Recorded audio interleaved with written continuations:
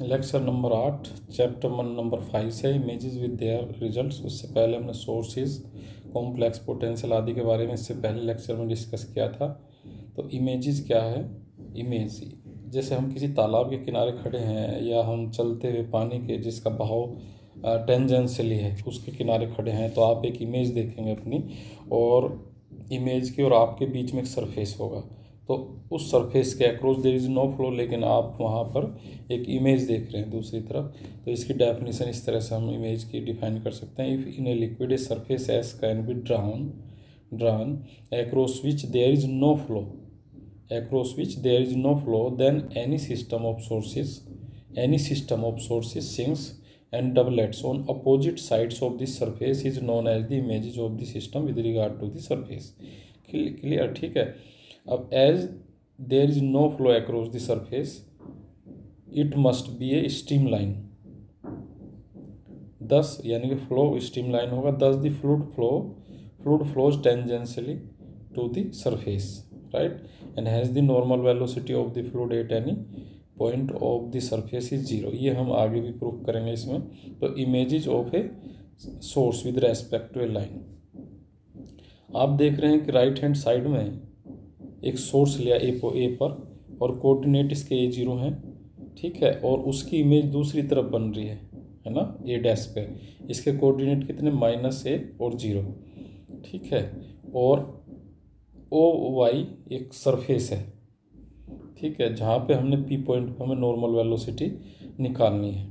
तो सबसे पहले हम सोर्स A के रेस्पेक्ट में P पर नॉर्मल रेडियल वेलोसिटी कितनी होगी? m/r। इसी तरह से सोर्स A डैश के कारण P पर वेलोसिटी है mr, तो रिजल्टेंट वेलोसिटी कितनी हुई?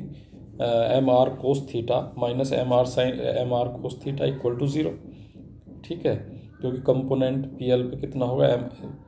PL P के अपोजिट साइड में, लेफ्ट साइड में और राइट साइड में। PL cos theta left side में माइनस में चला जाएगा, तो mr cos theta minus mr cos theta equal to 0, showing that there will be no flow across OI।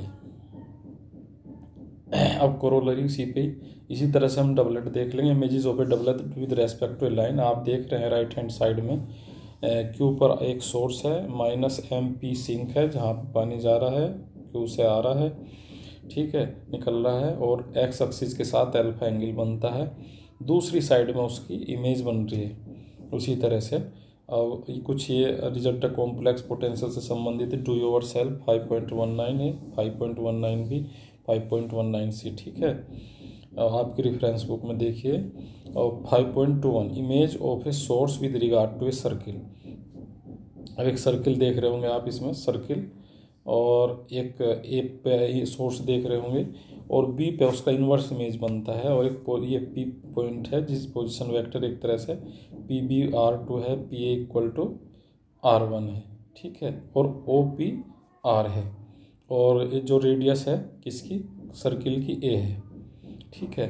तो इस तरह से आप जानते हैं कि अगर मोड ऑफ जेड, मैंने पहले बताया है, mod of z equal to R है, तो mod z square equal to R square, तो z bar equal to R square. इस तरह से हम इन्वर्स पॉइंट निकाल सकते हैं। तो पहले हम, और OA है कितनी है? OA F, ये सब है ना, ठीक है। इसी तरह से सर्किल है OA इंटू OB, आप देख सकते हैं OA इंटू, तो इन्वर्स पॉइंट निकाल सकते हैं। OB बराबर कितना है? स्क्वायर/F। और यदि W be the complex potential due to source at A and B, then complex क्योंकि सोर्स है तो कॉम्प्लेक्स पोटेंशियल सोर्स के लिए लगेगा W बराबर -m log Z minus F logarithm minus m logarithm Z minus A square F, क्योंकि एक inverse point A square F है, एक पॉइंट है।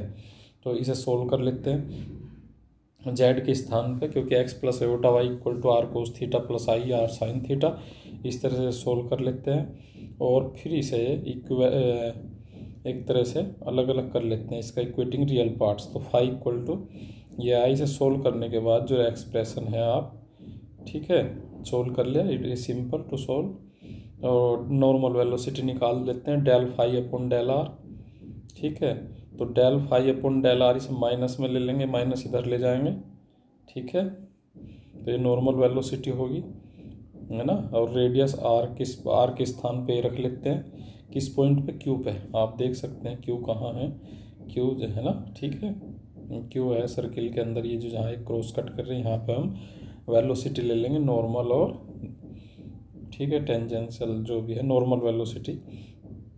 तो यहाँ पर हमने नॉर्मल वेलोसिटी ली, any point Q on the circle, R equal to A रखा, ठीक है। तो ये आएगी सोल्व करने के m/a। अब ये तो सोर्स के कारण थी, अगर सिंक के इसी तरह से निकाल लेंगे सिंक के कारण, तो m के स्थान पर -m रखना पड़ेगा।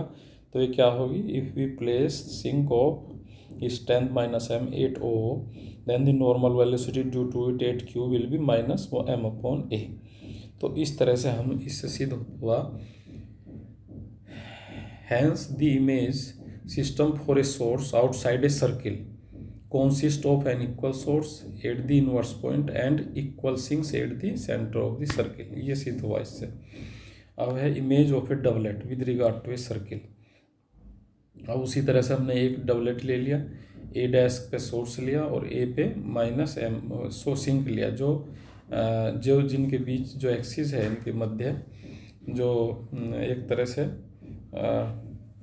ए और ए डैश जो है हमने राक्सी ड्रा किया, और ये एक्सिस एक्स एक्सिस के साथ एल्फा एंगल बनाता है। वही इमेज डबलेट की इमेज सर्किल के अंदर क्या बनेंगे इनके इनवर्स पॉइंट, ए डैश का बी डैश और ए का बी, ठीक है, और एक्स एक्सिस के साथ क्या बना रहा है, एल्फा एंगल, और सर्किल की रेडियस क्या है, ए है, ठीक है। अब इसे सोल्व करना शुरू कर देते हैं डबलेट के अनुसार ही। ये इनवर्स पॉइंट निकाल लेते हैं उसी तरह से, O B equal to O A dash into O B dash किसके, ए स्क्वायर के बराबर होगा। नंबर 1 दे दिया हमने नीचे ना, इसे नंबर 1 इक्वेशन दे दिया। Let the strength of the given doublet A dash be mu, जो स्ट्रेंथ है ए डैश म्यू है, और इसे हमने जो है इस तरह से डिनोट करेंगे, म्यू बराबर limit A tend to A dash. तो एम डॉट ए डैश ये स्ट्रेंथ होगी, इसे 2 से डिनोट किया, हमने नाम दिया इक्वेशन 2। अब जो है फ्रॉम 1 से सोल्व कर लेते हैं, सिंप्लीफाई कर लेते हैं, ठीक है। तो इसे इस तरह सिंप्लीफाई किया, O A upon O dash equal to O B dash को O B upon O B, और इसे हमने 3 नाम दिया, काम आएगा क्योंकि ये दोनों ट्रेंगल जो है सिमिलर हैं, ठीक है।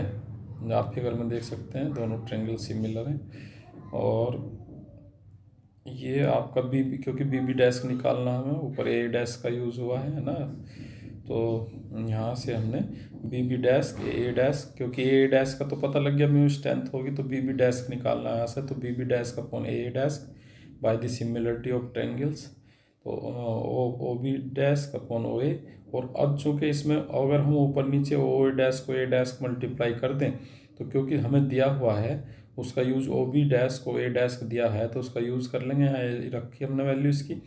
तो ये हमें मिला, क्या मिला, B B dash upon A dash equal to a square upon O A into O A dash. हमने 4 नाम दिया इक्वेशन 4। और इसकी जो स्ट्रेंथ है, जो इसकी इमेज का स्ट्रेंथ म्यू डैश का strength of the doublet, B B dash equal to limit B to B dash m into B B dash, ठीक है। अब इसे सोल्व करते हैं, जो स्ट्रेंथ निकाल लें हम, डबलेट जो बाहर है उसके तो दे रखी है स्ट्रेंथ, डबलेट की स्ट्रेंथ, और अंदर वाले के हम निकाल रहे हैं, तो limit a to A dash के स्क्वायर अपॉन ओ ए इंटू ओ ए डैश एम डॉट ए डैश, ठीक है। और हम सब वैल्यू रख लेते हैं, तो ये डबलेट निकल आई इमेजेस की, ठीक है। दस the image of A 2 dimensional doublet 8A with respect to a circle is another doublet at the inverse point B, so the axis of the doublet making supplementary angles with the radius OBA, ठीक है। तो इस तरह solve कर लेंगे। अब है ये फेमस थ्योरम है 5.23A, द मिलने थॉमसन सर्किल थ्योरम, और द सर्किल थ्योरम ही कहते हैं। तो सबसे पहले हम स्टेटमेंट समझ लेते हैं थ्योरम का। तो ये है, let f z be the complex potential for a flow having no rigid boundaries and such that there are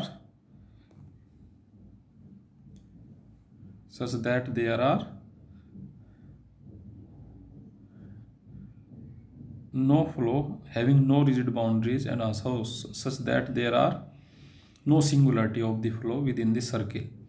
Mod of z equal to a. अब द्वारा let fz be a complex potential for a flow having no rigid boundaries and such that there are no singularity in the circle mod z equal to a. अगर ऐसा है तो then on introducing the solid circular cylinder mod z equal to a into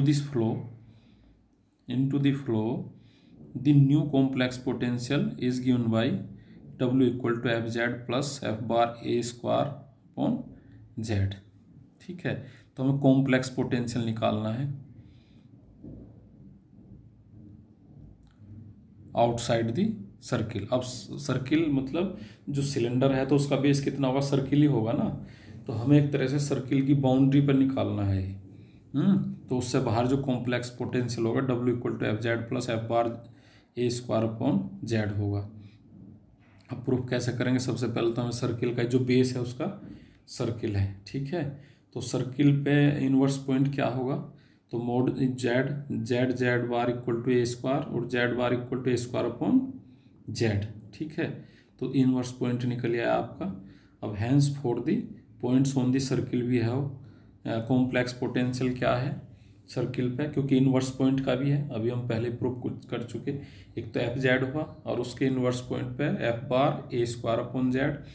तो इसे क्या किया हमने, ये क्या हुआ f z plus f bar z bar. ठीक है, क्योंकि ए स्क्वायर जेड की वैल्यू कितनी जेड बार है ना, इनवर्स पॉइंट के पे है कॉम्प्लेक्स पोटेंशियल.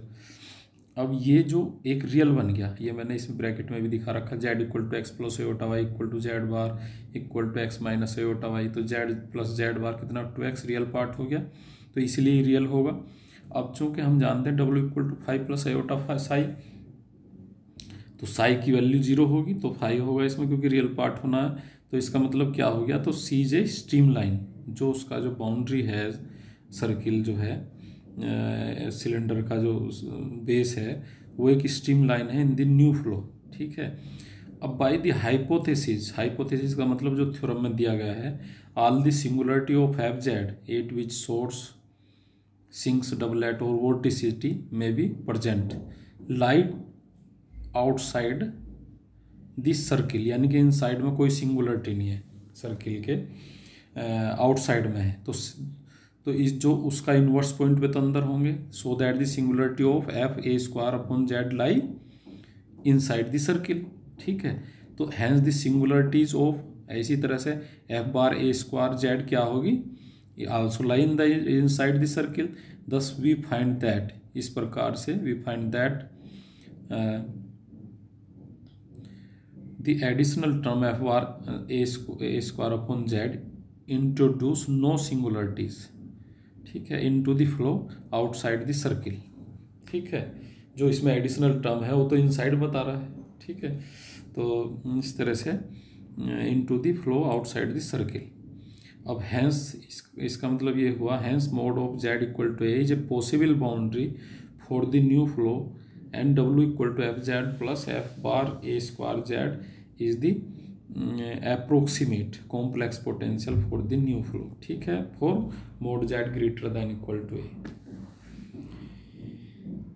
अब इसी तरह से 5.23b, अब इमेज सिस्टम, ये इसी का यूज़ करना जो मिलने, ये थॉमसन थ्योरम अभी ये प्रूफ कराइए आपको, सर्किल थ्योरम है, इसका यूज़ करना. अब इसमें जो है इसका यूज़ करते हुए determine the image system for a source outside a circle. ठीक है, of radius A with the help of circle theorem. तो यहाँ पे सर्किल है और ए पे सोर्स है, तो इसकी इनवर्स इमेज क्या होगी सर्किल के अंदर, बी पे बनेगी. तो हमने इसे O A equal to f ले लिया, और suppose there is a source of strength m 8a. ठीक है, नाउ तो ये आपका कॉम्प्लेक्स पोटेंशियल क्या होगा, f z equal to minus m logarithm z minus f, क्योंकि कितनी डिस्टेंस पे ओ ए बराबर एफ है. देन एफ बार जेड कितना होगा, minus m logarithm z minus f b पर. ठीक है, तो ये इस तरह से हम इन्वर्स निकाल लिया, F bar a square upon z. ठीक है, और अब इसे हम सोल्व करते हैं। तो total complex and then the complex potential in the region mod of z greater than equal to is given by. Application है ये एक तरह से सर्किल थ्योरम का। तो then the complex potential in the region mod z greater than equal to is given Y.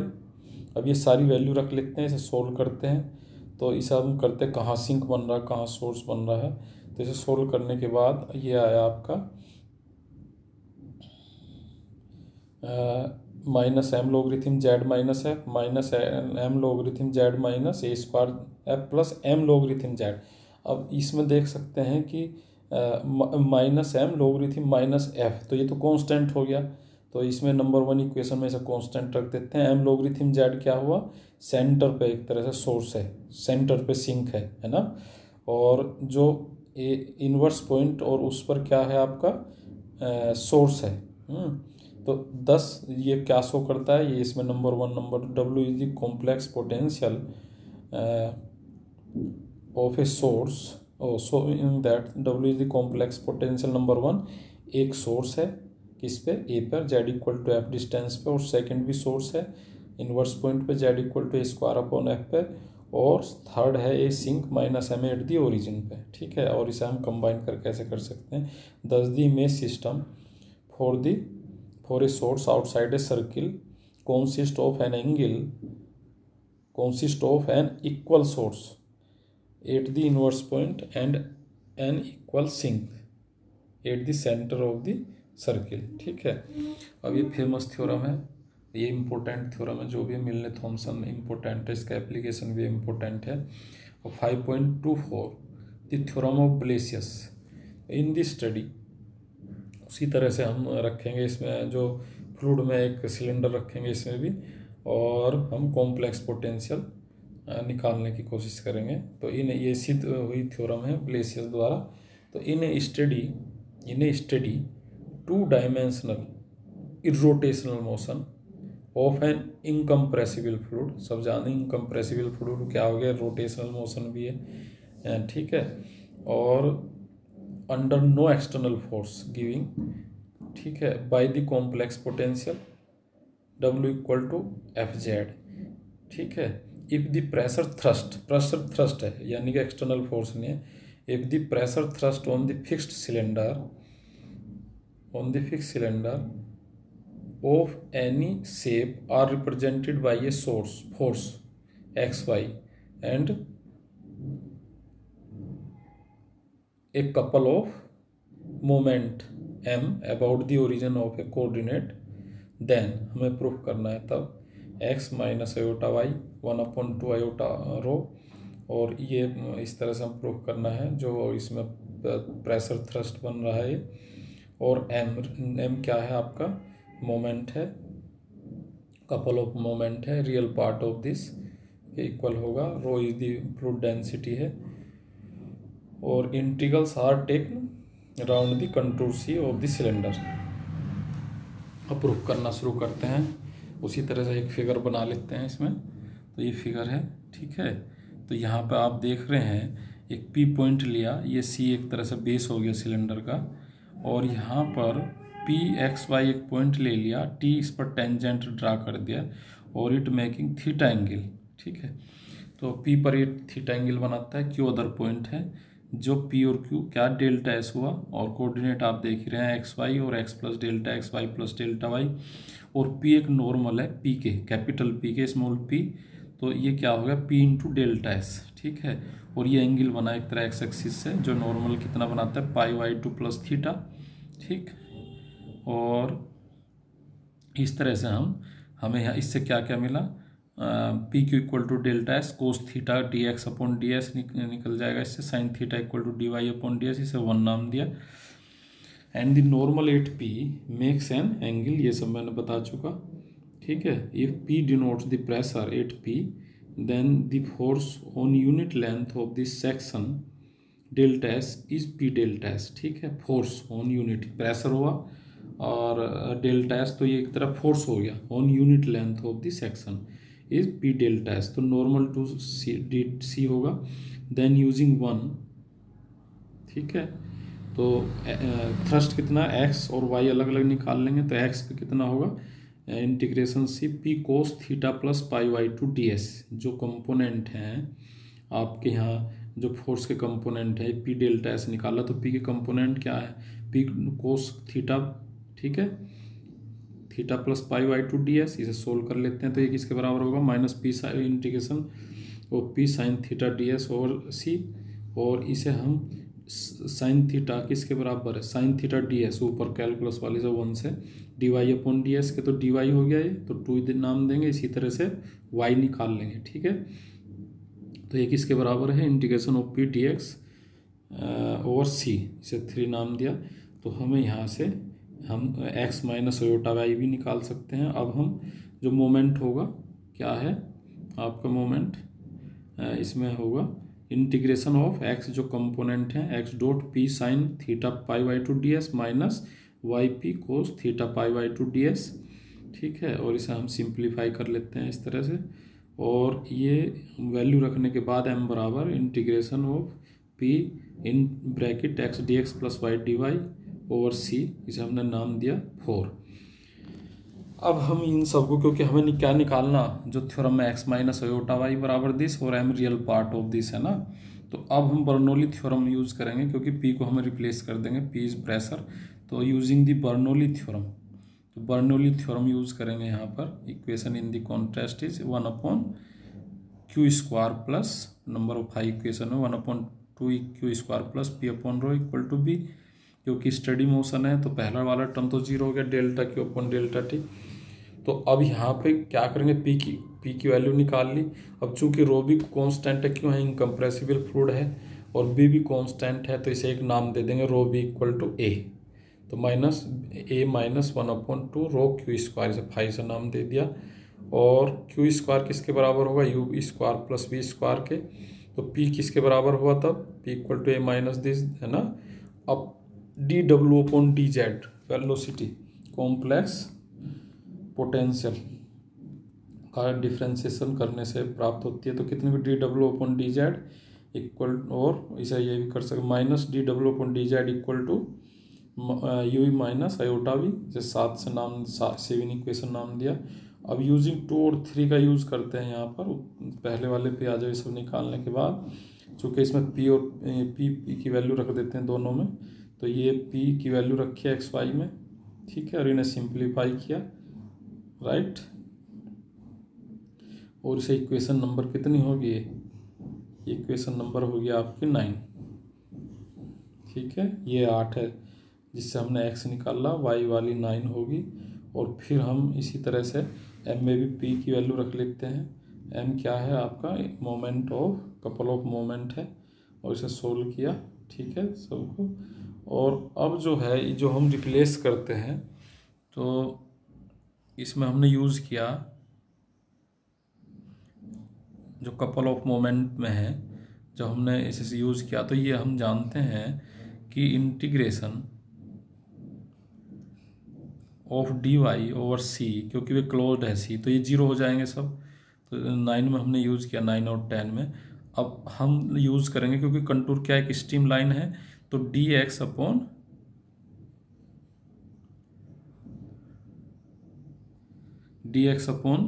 You equal to d y upon v, और इसे जोड़ के ऊपर नीचे जोड़ लेते हैं, d x plus iota d y u plus i y, और ये एक तरफ घटा लेते हैं डी एक्स, इस तरह से, क्योंकि हमें ऊपर किसका इसमें यूज़ करना है, जैसे इसमें 9-10 में यूज़ करना है इसका, तो कैसे करेंगे, x d x plus y d y U² plus v, इन सब का, तो इस तरह से निकाल लेते हैं इसमें से।